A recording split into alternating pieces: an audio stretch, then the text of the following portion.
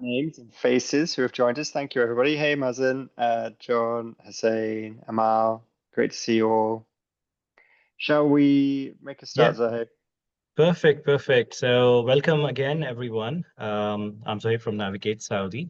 We help global companies enter the Saudi market by taking care of legal, advisory, company setup, and compliance. I'm joined by a good friend, Steve from Welcome Health Ventures, who works closely with healthcare innovators, startups, and investors globally, helping them secure the right partnerships, capital, and go-to-market strategies for the Saudi market.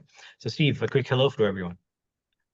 Hey, thanks, Zahid. Hi, everybody. My name is Steve Moore. As Zahid said, I'm the CEO and co-founder of Welcome Health Ventures. I'm working very closely with Zohaib. We're in a partnership together. So when we talk about what is required to come to Saudi Arabia, one of the things, of course, is company setup, local bank accounts. So the purpose of today is we're going to, as the advert has said, we're going to talk a lot about the market. We're going to talk about Global Health Exhibition and crucially, listening from Sohaib, the expert, on what it really takes to open up a company here in Saudi in what is a pretty fast-paced market. Amazing. So before we really dive into the technical know-hows, right? So I was just looking at the report of last year's Global Health Exhibition and the scale of how things are happening. So very interestingly, the topic when I was making for the webinar, it was like $66 billion being invested over a period of let's say till 2030. It's interesting, Steve, that you've given me the latest stats of from MISA directly that it's not 66 billion, it's scaled up to $228 billion up to 2030, right? That's a massive 224. wow, You're up beautiful. by 4 billion. But when the number's that big, what's 4 billion? Yeah, that's right. Yeah. So between over the next 5 years, that includes both public and private sector for sure. Yeah. Wow. That's amazing. And then, some of Well, the other stats that I was looking at, right? So there's almost, to meet this demand, right? You've got almost, a requirement of, 26,000 to almost 43,000 new hospital beds. And what they've done is they've set up the world's largest virtual hospital called Siha, and it connects, 224 hospitals regionally right now. Almost a $1.5 billion allocated for digital health and technology startup. And this is just last year's report, right? And huge, requirements for healthcare professionals, almost, 200,000 plus by 2030, right? So Steve, you've been part of the Saudi healthcare ecosystem for almost a decade, right? What does this, these numbers translate for companies and investors listening to us today? Uh, I think that's a great question, Zahib. For me, if we just go back to those numbers, there's a fantastic book out there that I highly recommend called The Tiger That Isn't. And it all talks about how numbers and data can be interpreted in many different ways. So Zohaib's stats are absolutely correct and spot on. But you heard Zohaib say between 26,000 and 43,000 new beds are needed to meet, predicted demand. And there's quite a large variance in those numbers, right? And I think that just goes to show some of the different methodologies that are being applied to the system and its design and its thinking, that it is still quite a broad. There's no bullseye for this. Nobody has said this is exactly the number that we need, and that's okay. But it shows you the range of the methodologies that are being used and the variance and the confidence factors that these numbers sort of bring about. When you say about medical technology and the amount of money sort of being invested in it today, as a market size, it's been valued at 5.4 billion. But by 2030, the medical technology market size is set to reach 20 billion US dollars. So again, it goes to show the potential, the scale, and the size of the market of what's coming. We also know we need 175,000 additional healthcare workers by 2030 as well. And a lot of those are going to be nurses, auxiliary staff, etc. But of those, 15,000 more Saudis are going to be trained by being trained to be doctors. And think about what do doctors really need to be trained in today to be good doctors tomorrow. And so there's huge opportunities, not just in healthcare as a market, but in the education sector. When we bring in education into this, we should never overlook education and health almost being, side by side in all of this. So these numbers are significant. And what does it really tell us? Yes, it tells us the system isn't just upgrading, it is a full system change. It's re-architecting for Mm. the future. Yeah. When we talk about demand, it's easy to say the word it is unprecedented. And we see that because of the complete societal change in Saudi over the last few years. And with the economy opening up, we're seeing the population grow, and that population growth is being fueled, yes, by citizens, but also by expats who are coming to work on the giga projects. And we are expecting to see population growth from today's about 35 million reaching up to 50 million over the next decade. And more than half of that is going to be driven by expats and migrants coming in to work. A lot of the demand, therefore, is going to come from the private sector to meet that population growth, because we know the rules and the laws of Saudi Arabia says that anybody who's an expat must have employer-based insurance. So if we think of those who know Saudi today will know that the private sector feels quite a busy place now, but over the next decade, it's going to double. And so we're not just talking about the public sector, we're also talking about the growth of the private sector in this ecosystem. So we know the market is actively looking for partners. We know the government is investing heavily. We know that speed matters. Getting speed to market is real and it's important. And for those who are just looking at Saudi Arabia now for the first time and coming over to Saudi next week for the first time, you haven't really missed out on much before, right? There's never, today is always That's the so best true. day to Yeah. start, right? You Yeah. start today, because the future growth is still huge. So the headline really is Saudi isn't asking if change is happening, it is happening. And what they're looking for now is who's going to come in and help make this change happen. Yeah. And that's why it's really important for companies who are looking at Saudi, who are coming over next week, who really want to play um, in trying to shape the future and define the future of healthcare, not just in Saudi, but thinking about Saudi's role in the region and the influence Saudi has across the GCC, MENA, and across the Islamic world. 1.9 billion Muslims around the world. Uh, Saudi is not just a destination, it's very much considered a launch pad, right? Wow, Launchpad. That's a good way to say it. So, talking about Launchpad, getting practical on like for companies or healthcare innovators, investors, when they want to expand into Saudi Arabia, when they see okay, there's huge opportunity there, then and what are my options now? Like, I go the distribution route? Do I do JVs? Do I come in directly? Right? I send a shuttle staff for now, right? Or what are the funding options? So, what do you have in mind for them? Like, what can they take away? I think everything you've said is right. Everything is open. Whatever the model is in other markets, wherever your companies are based, everything is open to do distribution partners, JVs, direct 100%. And I know we'll come into this a little bit later when you're going to sort of guide us through what it takes to open up a company. I think the thing that most people need to consider is their risk tolerance. Um, Mhm. do you want to jump straight into a partnership, or do you want to do more direct control? It is easy to get into distributors, but if you get into that distributor market, who's there really selling you? I feel like distributors are like the Argos catalog for those that remember it. Um, Mhm. and so who's there really pushing for you? Who's representing you? So there's pros and cons in all of these options that you're providing. You and I know we both big firm believers in companies coming in to be 100% foreign owned. This is direct. And Mhm. once you've got that status, once you're in, then you're still then able to do all of the other models. I think There's another question around funding. Saudi investors want healthcare deals. They are looking for scalability, yes, in the kingdom, but also global.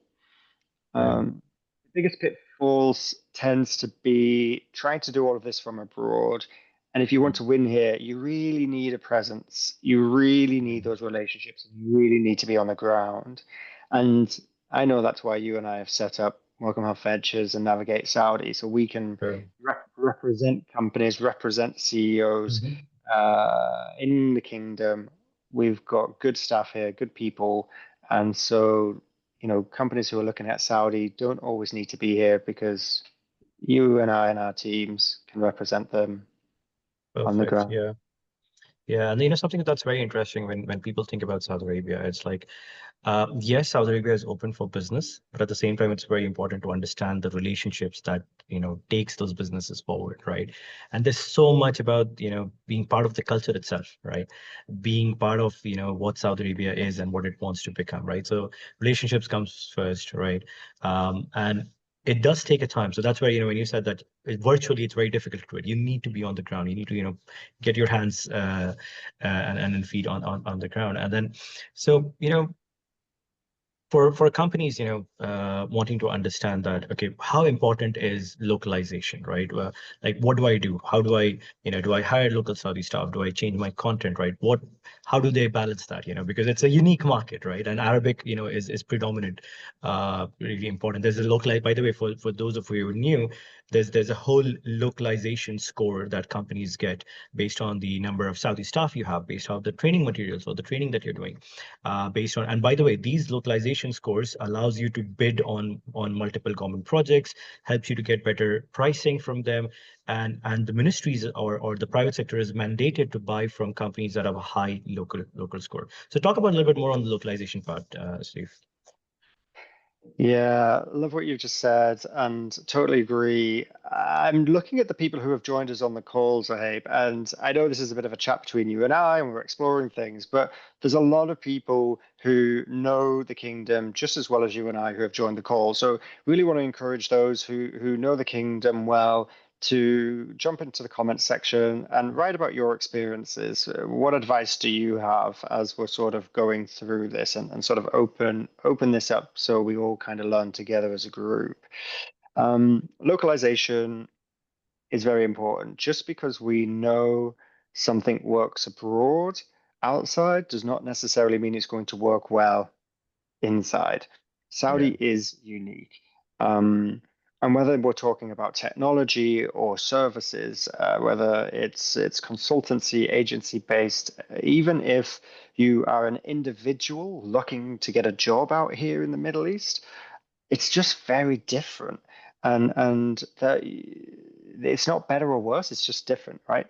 And the only way you can kind of overcome that difference is to spend time here, invest in relationships, become aware of not just the sort of Islamic culture, the culture of the religion and what it really means to be here full time.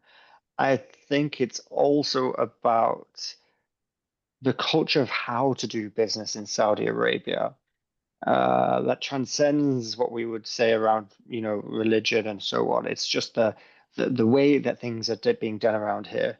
And if I was to make an analogy on this, it's no different if I use the UK, for example. Mm, London is very different from York. London is mm, very different from Liverpool or Newcastle or Edinburgh or Glasgow. So, you know, as you travel around, even within a country that people know, we also know different cities have different styles and vibes, and we see this in Saudi. The culture is very different in Jeddah, for example. yeah. It's very different in the south, and I think it's just really important that people recognize this. Um, Yeah. but a lot of people are going to come over to Saudi if they're not already here. So, hey, if they're going to come, hopefully enjoy a wonderful few days at the conference. Lots of people will come here and have a really positive experience. We know that the questions the system are going to ask people who are visiting, Mm. uh, super simple. We know they're going to ask around, are you local? Um, Oh yeah. you know, are you set up here in Saudi? That's going to be the first thing. And yes, they're also going to ask is, are you compliant? And, you know, have you done Mm. anything here before? But it's that first question that they ask is, are you local? Are you here? Have you got a Mm. company? Do you have a Saudi bank account? Why do they say that? And how do people go about actually setting it up? What does it really look Mhm. like? How do we make this real for people?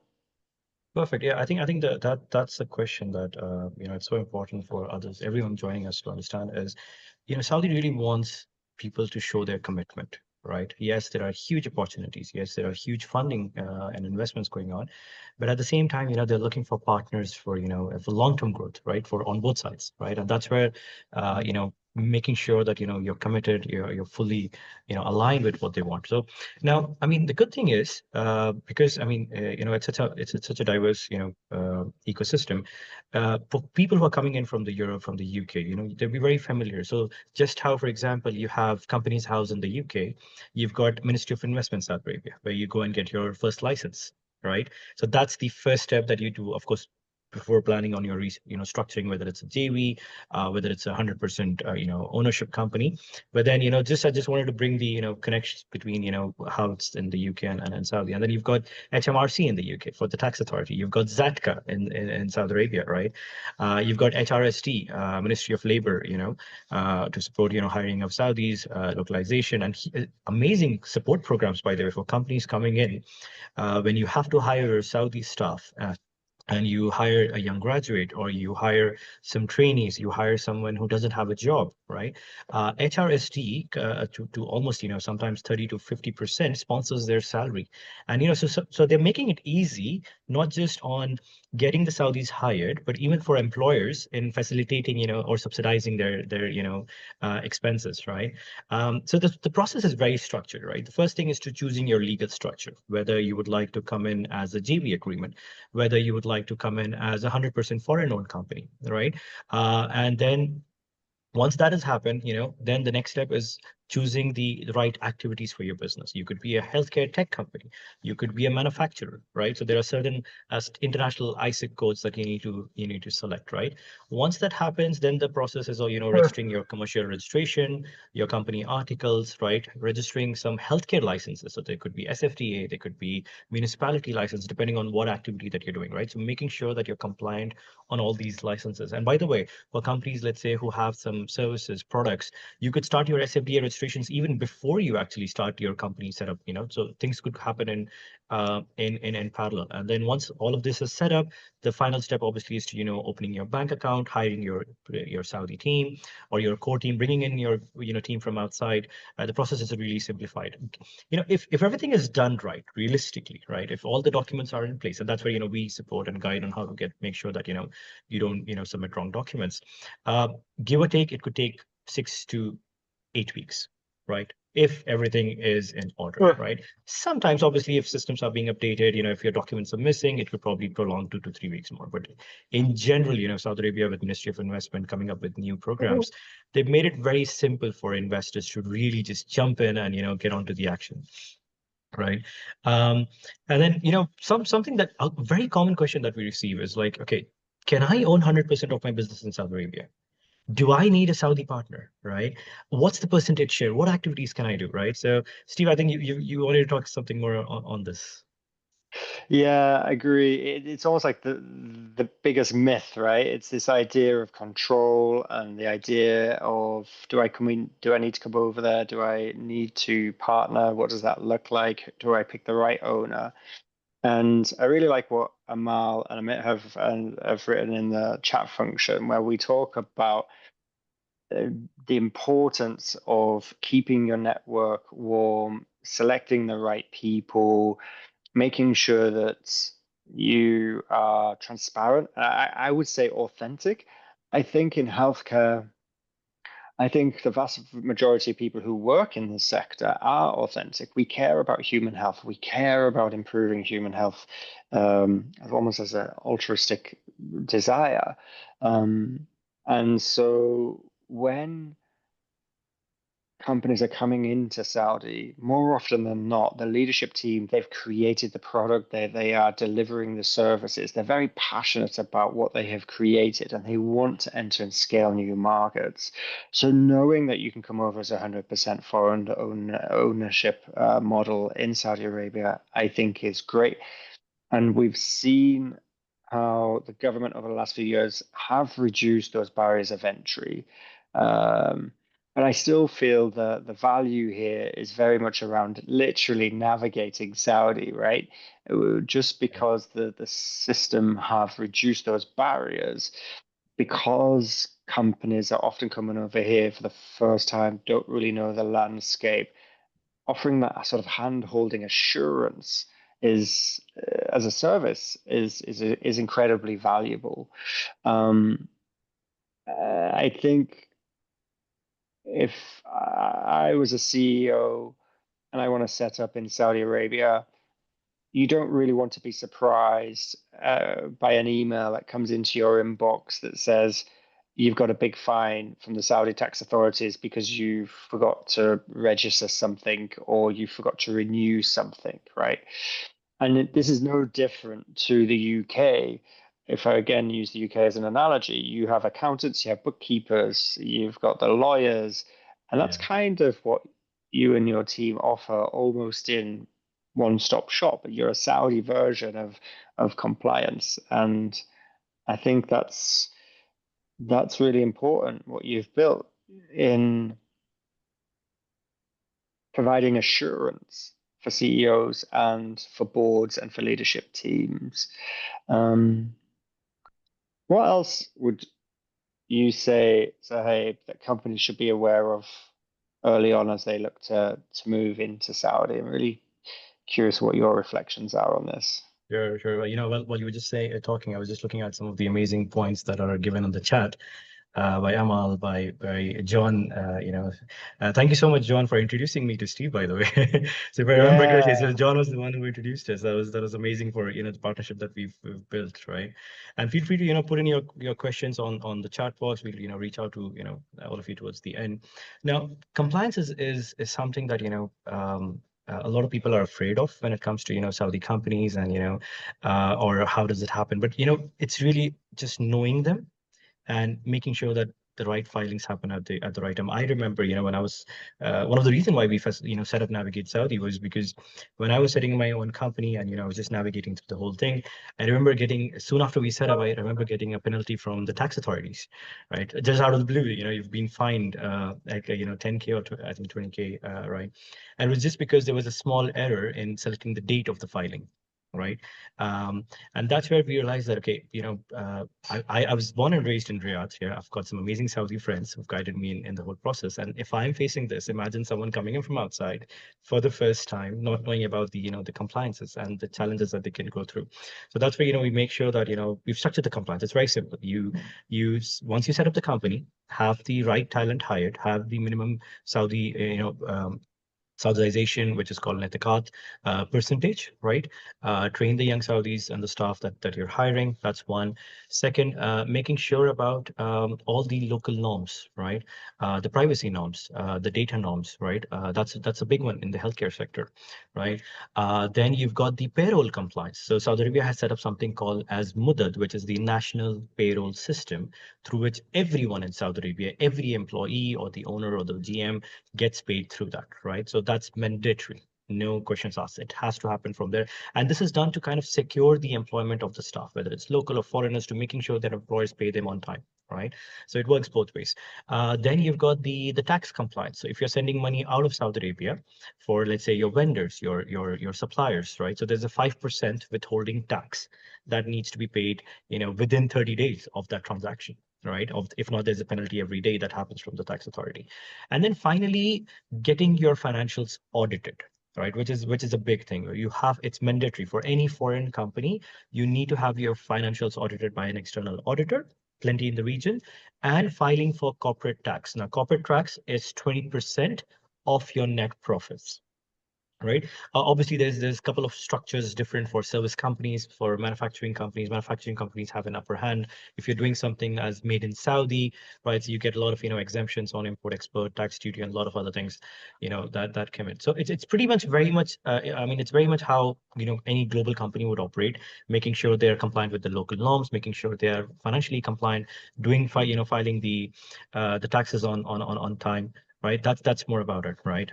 And then now, Steve, I mean, you've met a lot of companies, over the last couple of years wanting to enter the market, right? So what's the three important questions that they should answer for themselves, right, when they are wanting to enter the market? Yeah.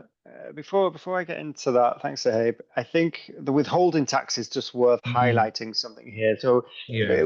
we mentioned earlier, and just to place emphasis on this section now, the first question is, are you local? Are you here? Are you set up? Mm, And one of the reasons why they ask that question is because of the withholding tax rules. You mentioned how withholding tax can sometimes be as little as 5%. It can be more than that.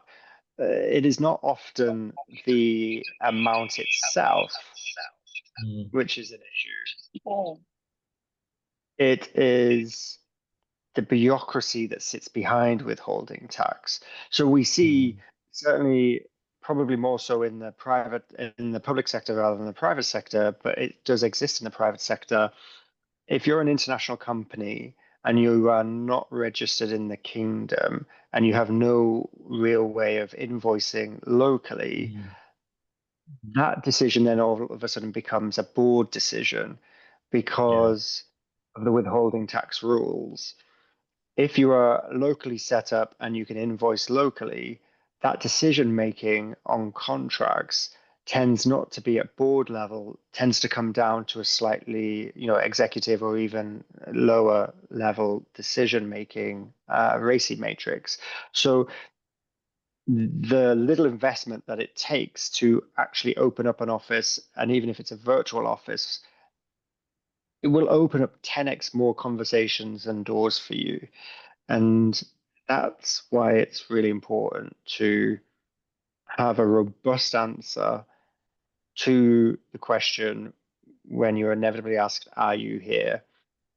Showing commitment, saying we are going to be here. Uh, I know at the end of this, there's got to be a link which is going to direct people to fill out a form. And once you fill out that form, you legitimately can go around next week and say, we've started the process.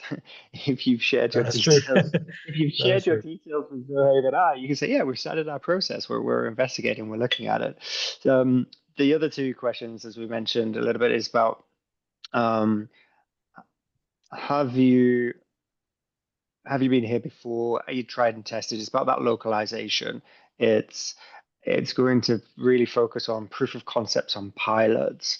Why do they ask that? I think the answer is pretty obvious. I think the not so obvious answer is a lot of people come to Saudi and they'll go straight to the big players in the market, both Mm, public and private.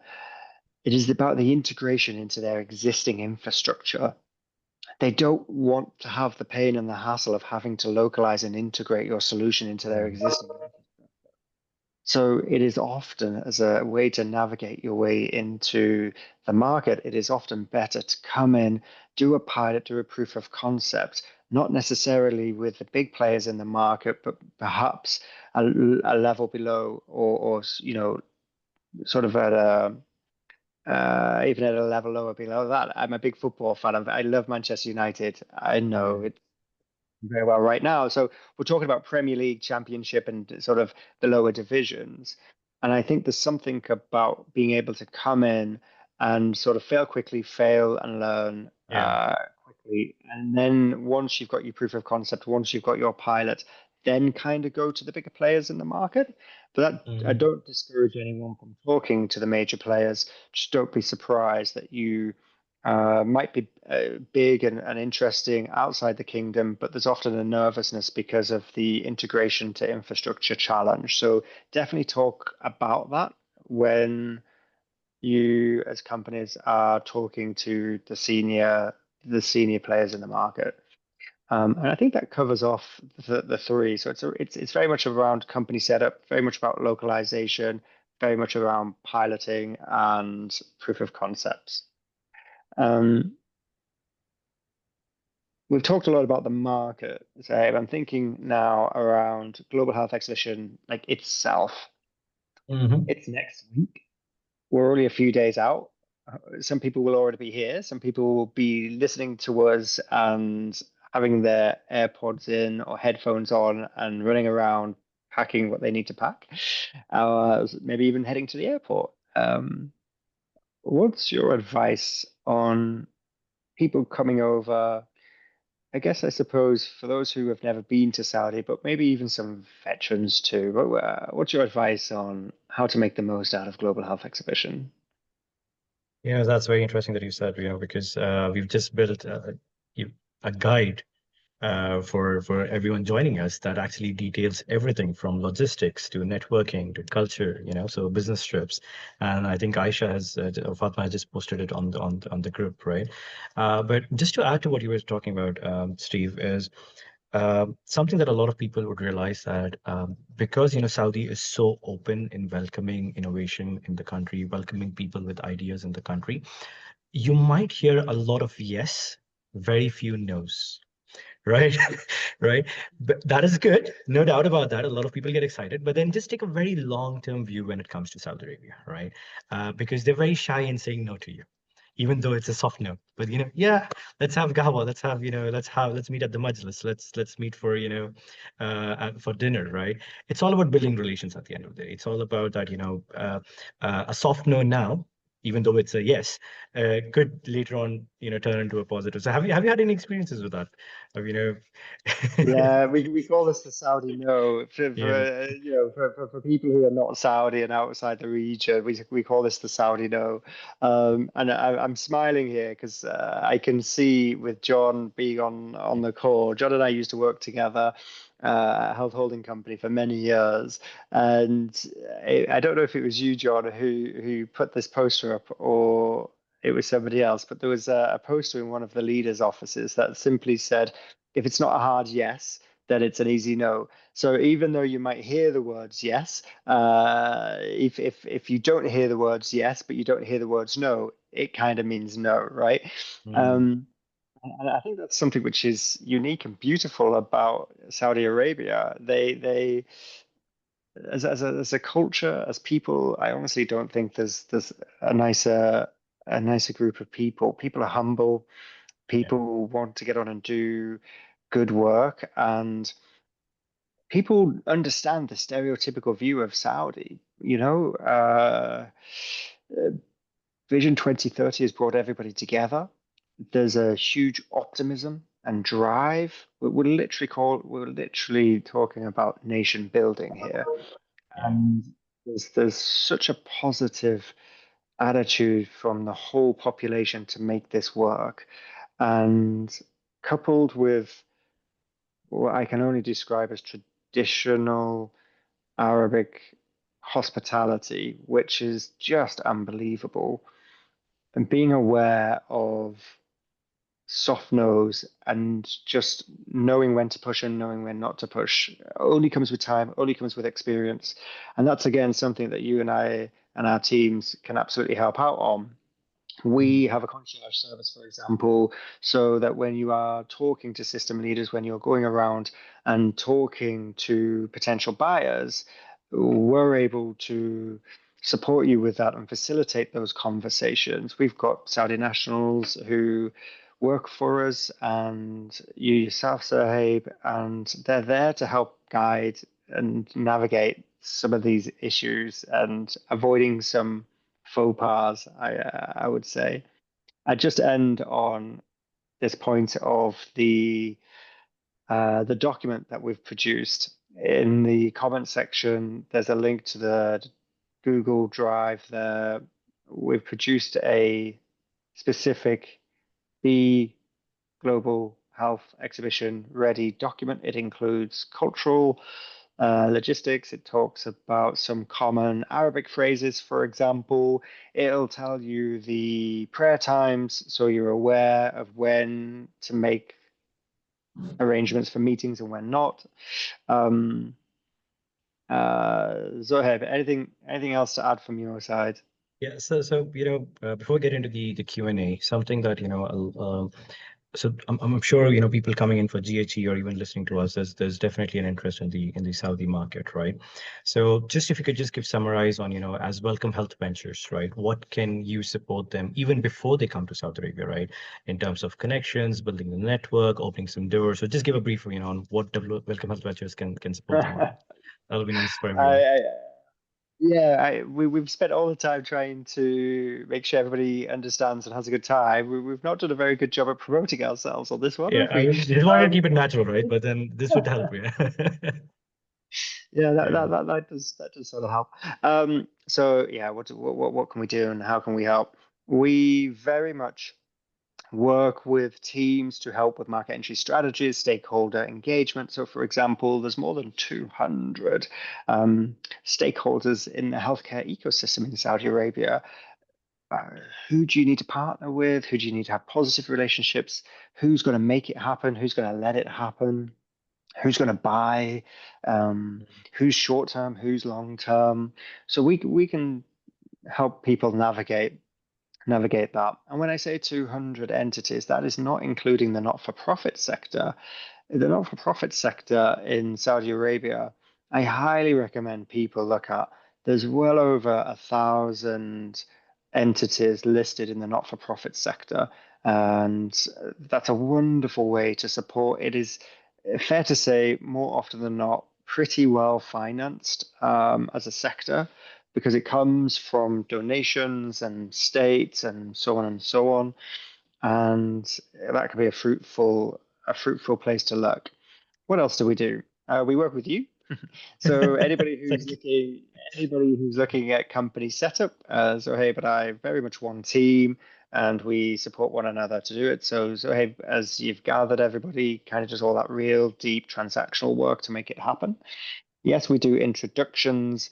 We can also get anything through the Saudi FDA. We've not really talked a lot really about the Mm. Saudi FDA and compliance and regs, um, but we're able to support anyone and everybody to get through all of the compliance and regulations needed in Saudi. We also know data and cybersecurity. I think was it Amal wrote about the cybersecurity laws in Saudi Arabia. We signpost and we can help and support with data hosting and data centers, this sort of thing. So we've really tried to do an A to Z service. Towards the end of that spectrum, we know it can cost a little bit of money to come and enter and scale in a new market. Certainly when a market like Saudi Arabia, there's such a demand for everything. I genuinely Yeah. believe there's a home for everything in Saudi Arabia. A lot of people fly into Riyadh, but people don't go to Hail, Qasim, Tabuk, Jazan, going out to Kobar.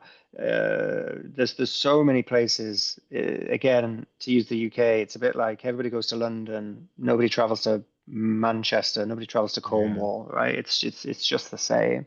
Um, and so we know it can cost a little bit of money. So we work with Saudi VCs, we work with Saudi family offices. We are not brokerage. We can help with investment. We help with investment by doing due diligence. We work Mm. with Saudi VCs to do due diligence on technology, on market opportunity, on some financial due diligence, and we understand what the investment theses are for these investment houses, and essentially we know what they're looking for and we're deal flow into them. So anybody who's looking at raising funds, either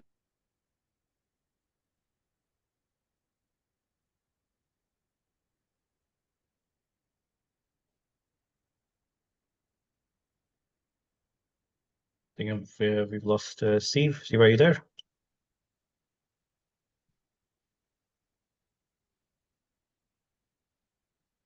No worries. Well, while Steve reconnects, I mean, if there's any questions, please feel free. If you need to add anything, you could raise your hand and we could give you the mic, right? So please feel free. This is where we can get interact with each other. What are your plans? Maybe you could share. Feel free about that.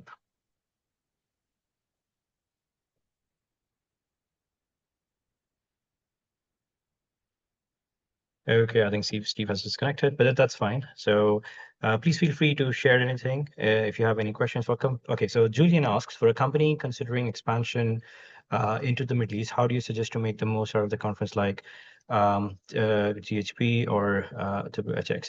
So I think the key thing is, depending on your sector, right? Meet the stakeholders that are exhibiting there. There's going to be SFDA, there's going to be Ministry of Health, there's going to be all the major key players in the region, right? The senior management would be there, right? So there's a lot of discussions that you could have in a brief way. Obviously, they're very caught up, but tell what you're planning to do in the region, and they would very much like to meet with you. They're very open for meetings. And that's something that I think the key thing for any events that you visit, right, when you're planning to expand to the region, is to book the next meeting with them, right, with the stakeholders that you would like to deal with, right? Rather than promoting, it's good to promote your own services and give your card, but it's important to get these stakeholders business cards so that you can reach out to them probably for a lunch, a coffee, and Saudi is very much about meetups, right? And that's something that companies should keep in mind. Is there any other question? If anyone wants to talk, if anyone wants to say anything, feel free to raise your hand and I'll give you the mic.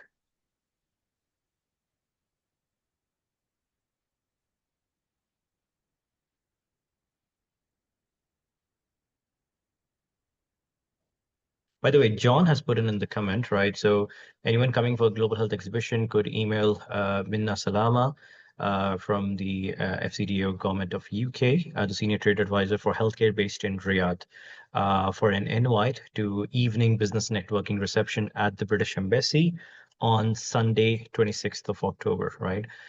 So she'll be happy to send the registration details. So you could do that as well. Questions for hosts or anyone willing to network. Is there an opportunity for someone like myself to connect and have a chat with anyone willing to help me navigate my expertise and help in Saudi? I have a graduate education in health administration. Just really willing to use my expertise. So that's good. My family is design, marketing as a Yeah, Abdul, I think you've seen Saudi Arabia from a lens when you were growing up here, right? And the culture, you would very much easily fit in. Obviously, to the back, and for you, I think my recommendation for anyone really wanting to explore the region is to come to Saudi Arabia, visit Saudi Arabia, meet the stakeholders, talk to the stakeholders, right? And that's when you will figure out whether, in case of yourself, Abdul, whether you would like to join any of the organization or you would like to build your own company. Hi, Steve, welcome back. Yeah, I was whittling away. That's another problem with Saudi. Yeah. Sometimes the internet connection can drop on you like that. So, and I turned my phone on airplane mode. That'll That's teach okay. you. That's the first thing that I did, right? We've got some amazing questions, by the way, so that we are going through. So Kate asks, what is happening with AI in healthcare regulations for software developers? Right. So anything on Uh, the AI side? okay. Okay, yeah. So the Saudi FDA, I love the Saudi FDA. They honestly, they don't get enough credit. Mm. So it was about a year ago, there was a bit of a almost like a petition, really, a bit of advocacy work done by my amazing friend Mashari Awashmi from Amplify AI, who really pushed to change some of the rules of the Saudi FDA to really look at AI and think about software as a medical device. And I actually think the Saudi FDA are incredibly progressive. They have dedicated rules and regs, literally just Google it, and the whole guidance will come up. Um, Everything is available on the Saudi FDA website in terms of guidelines and so on. And when I think about our support that we can offer people, if you're outside and you don't have a local presence, you must go with an authorized representative in the kingdom. And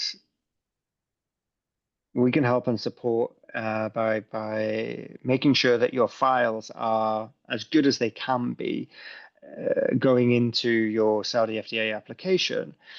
What's really fascinating, not just about the AI element, but the Saudi FDA in general is if you are US FDA, UK or EU approved already, CA or CE, the Saudi FDA has a fast track program where, assuming that the file is perfect, then they'll get it all approved in 30 to 35 days.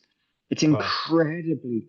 incredibly quick compared to other countries around the world.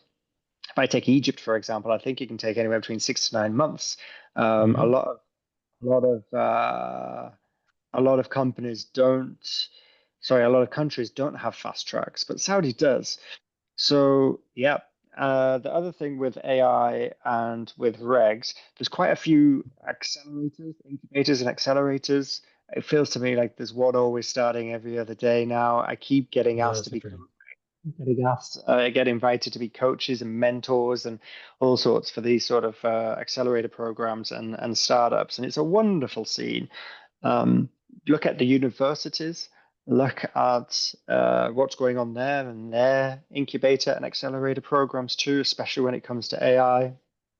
And I think the other thing that this prompts me to say is this is not just about coming to Saudi Arabia and setting up. This has to be sustainable. It's about coaching, development, training. A lot of people in healthcare will look at the Vision 2030 program and say, here's healthcare. Mm. Don't just look at healthcare. Look at all of the other vision realization programs. Think horizontally across the whole strategy. Because when you think like that, all of a sudden you realize you've got multiple touch points with government strategy. You're looking at um, you're looking at female empowerment. You're looking at job creation. You're looking at so many other touch points, which opens up different financial and non-financial incentives to come and set up in the kingdom. Brilliant. So we've got some two very nice questions. So Asim asks, right? So, and I think a lot of people would have the same question as, what do you suggest if a company wants to get early footprints in KSA, right? What would be the starting point? Either they reach out to potential prospectives or register the company first. It really just depends, doesn't it, on that risk appetite. And it's almost like the chicken and egg scenario. On one hand, you need to have a company set up in order to really Yeah. go well at the market. And so, what's the trigger point? For some companies, maybe you're big enough to be able to put that investment in and away you go. For other companies, maybe they want to have more assurance that there's the site to first sale is there, and we can definitely help in both of those scenarios. In either case, you have to come and spend time in Saudi Mm, Arabia. true. As much as we can be in the corridors chasing for you when you're not in town, nobody's going to be able to sell your products and do what you do Mm, better than you. Um, and our skill set is almost like trying to PMO the action list. Make sure that they happen and you don't get ghosted because you're not here all the time. yeah. So short answer is come and spend time here, and the more time you spend here, you will get more comfortable. You get more comfortable to the point where you will either set up the company first and you're selling, or you've got MOUs, you've got letters of intent in hand that you can then take to investors to say, hey, look, I've got these LOIs, I've got these MOUs, help me raise, and then we can go there and do something interesting. But I do encourage people to fill out the form, to get in touch, and we can definitely explore all of the different variables. Right. So, Kamal asks, and there's, by the way, there's another very good question on women empowerment that'll come in the next one. But then let's talk about, the dynamics, any perspective on dynamics for international, public, private equity firms setting up funds with Saudi investors primarily, providing capital as well as international investors wanting to tap into the KSA market, and that capital being deployed on, promising healthcare companies. So do you have any views on that as well? Yeah, come talk to me. This is That's a good one. this is Yeah. is exactly what's happening. So, you know, I've got come find me at the exhibition to get my stronger views on this. What do we know? We know that in general terms, the investment environment here in not just Saudi but the region is young. It's clearly not as well established as Mm, Europe, UK, USA, etc. So that's in there lies opportunity. Um, but it's shifting, right? I think there is a global order shift, and whether it's Trump, whether it's tariffs, whether it's any other reason, for me, the Islamic finance rules should not be underestimated. People are now coming to the Middle East instead of going to America, which has been the traditional route. And that's understandable because of World War II and the growth of the dollar, et cetera, et yeah, cetera. I get it. But Islamic finance rules pretty much state that you shouldn't excessively profiteer. And when we mm, talk about human health, I think it's abhorrent that people are excessively profiteering off human health. Yes, sure. people need to make a profit. Yes, it's business and so on. But when we're talking about humanity, I think there's wonderful opportunities to um, to engage with the investment scene and ride that roller coaster, enjoy it. Um, Definitely got a lot more views on that. Come find me Yeah.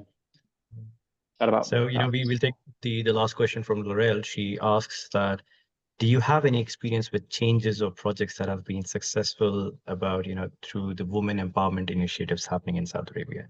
And I think Steve, you can talk a lot about that of what's happening, but let's share your insights on that as well.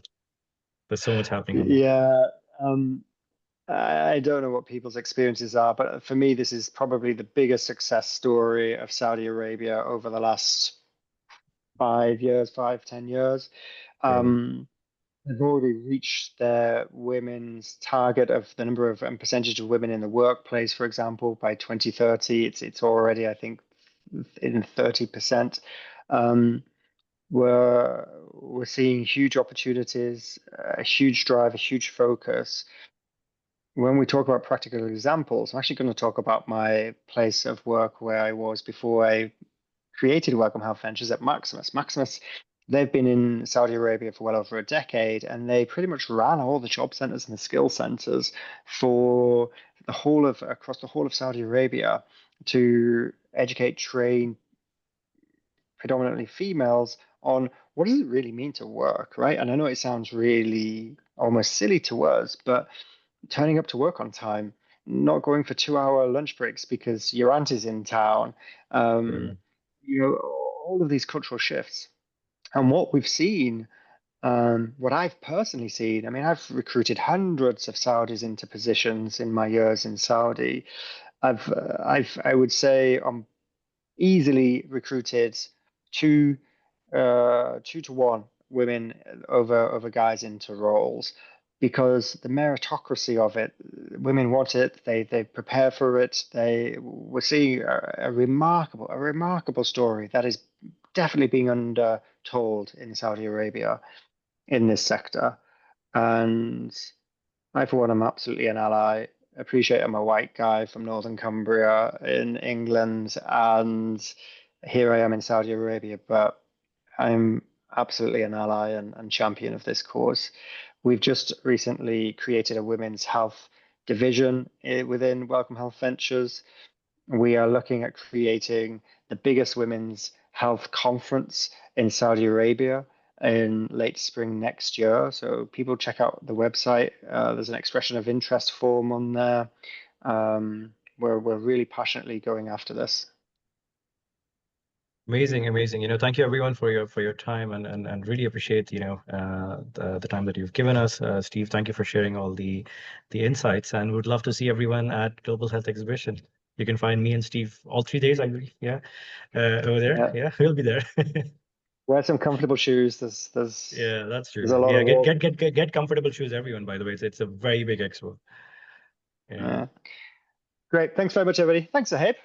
Well Yeah, done. thank you. Thank you. Thank you. And by the way, if anyone would like to reach to us, they can, link to the form is there. Also, Fatma, if you could share the PDF as well that we built for you. And the recording is being done. We'll share the recording pretty soon on Luma, so everyone gets that. We'll also post the PDF on Luma, so you can download it from there or from here, right? And yeah, we'll see you at GSE. Take care, everyone. Have a good evening. Bye-bye.